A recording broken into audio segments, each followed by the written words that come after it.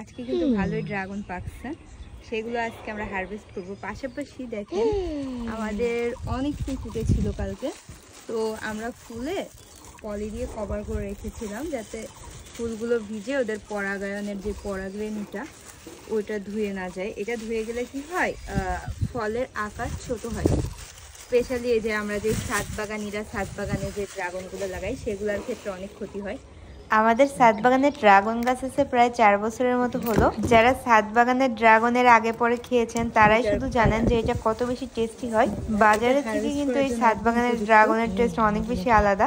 এখন যেহেতু বৃষ্টি বাদলের সিজন, যখনই এই ড্রাগনের ফুল ফোটে আমরা কিন্তু একদিন পলি দিয়ে সেই ফুলটা কভার করে রাখি যাতে করে কোনোভাবেই ফুলের রেণুগুলো ধুয়ে চলে না যায়। আর গাছের প্রত্যেকটা ফুলেরই কিন্তু আমরা পরাগায়ন করে দিই, এতে করে কিন্তু ফুল টিকার সম্ভাবনা বহুগুণে বেড়ে যায়। কিছুদিন আগেও আমি পাকা পাকা ড্রাগন হারভেস্ট করেছিলাম, আবারও হারভেস্ট করতেছি। আরো ড্রাগন আসছে, আমাদের ড্রাগন গুলা কিন্তু খুবই সুন্দরভাবে পাকছে, ভিতরে কিন্তু আরো আছে। আমি হারভেস্ট করি এক এক করে। ড্রাগনের একটাই সমস্যা, সেটা হচ্ছে এটা অনেক কাটা, গাছগুলোতে প্রচুর পরিমাণে কাটা আছে। দেখেন এই সাইডে যাওয়া লাগবে, ওই কাটাওয়ালার সাইডে। ভিতরে অনেক ড্রাগন আছে, কিন্তু দুঃখের বিষয় এইভাবে যেতে পারতেছি না। দেখি ওই সাইডের ড্রাগনগুলো আগে হারভেস্ট করে ফেলি। কিছু আমাদের বাসার বেবি হারভেস্ট করবে। বেবি, তুমি এটা হারভেস্ট করো।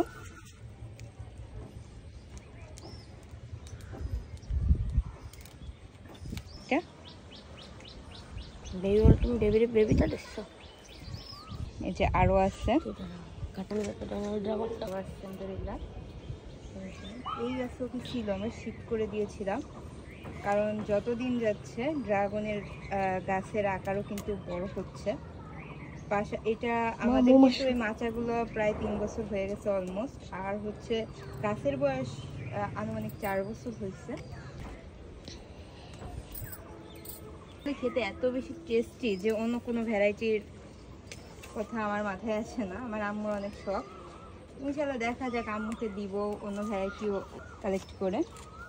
এই যে ওই সাইডে আরেকটা আছে। আচ্ছা, ওই সাইডের ড্রাগনটা পাড়ার জন্য ওই সাইডে যেতে হবে।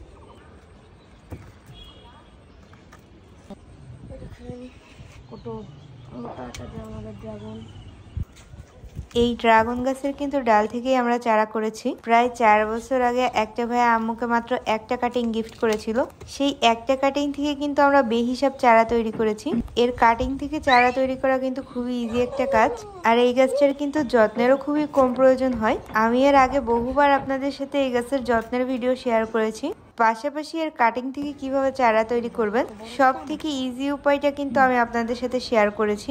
এই গাছের ডাল থেকে চারা বানানোর পরে কিন্তু গাছ খুব সহজে মারা যায় না, যদি কিনা আপনি গাছগুলোর প্রপার কেয়ার করতে পারেন। আর এই গাছগুলোর কিন্তু আমরা রিপোর্টিংও করি না, কিন্তু আমরা গাছের যত্নে সকল প্রকার অর্গানিক সার ইউজ করে থাকি। আর বছরে একবার হলেও একটুখানি গোড়ার মাটি চেঞ্জ করে আবার নতুন করে মাটি দিই। অবশ্যই যে নতুন মাটিটা ইউজ করি সেগুলো আমরা সারি মাটি ইউজ করি। এভাবে প্রত্যেক বছর যতটুকু সম্ভব আমরা মাটি দেওয়ার ট্রাই করি। আর অর্গানিক সার হিসেবে ডিমের খোসার গুঁড়া, নিম পাতার কুড়া, খোলের পানি এগুলা দিয়ে থাকি। পাশাপাশি 15-16 দিন অন্তর অন্তর আমরা কলার খোসার পানিও দিই।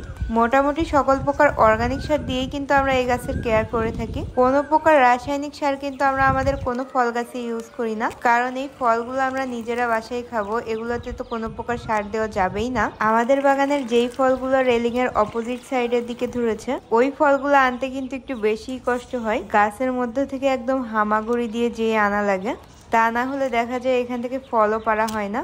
এই ফলগুলো পাড়তে গেলে কিন্তু আসলে অনেক বেশি কষ্ট হয়, একদম পুরা গাছের মাচার নিচ দিয়ে গিয়ে কিন্তু এই ফলটা পাড়া। আমাদের মোটামুটি একবারে ভালোই ড্রাগন একসাথে পাকলো। এখন যেহেতু সিজন চলে এসেছে তাই আল্লাহ দিলে কিন্তু ধাপে ধাপে পাকতেই থাকবে। আমার এই ভিডিওটা যদিও কিছুদিন আগের, এখন আবারও নতুন করে কিন্তু ড্রাগন আমাদের বাগানে পাকতেছে। শীতের সিজন না আসা পর্যন্ত কিন্তু ধাপে ধাপে ড্রাগন পাকতেই থাকবে। আমরা কিন্তু এই ফলের খোসাও ফেলে দিই না, ফলটা খাওয়া শেষে কিন্তু খোসা কালেক্ট করে রাখি সার বানানোর জন্য।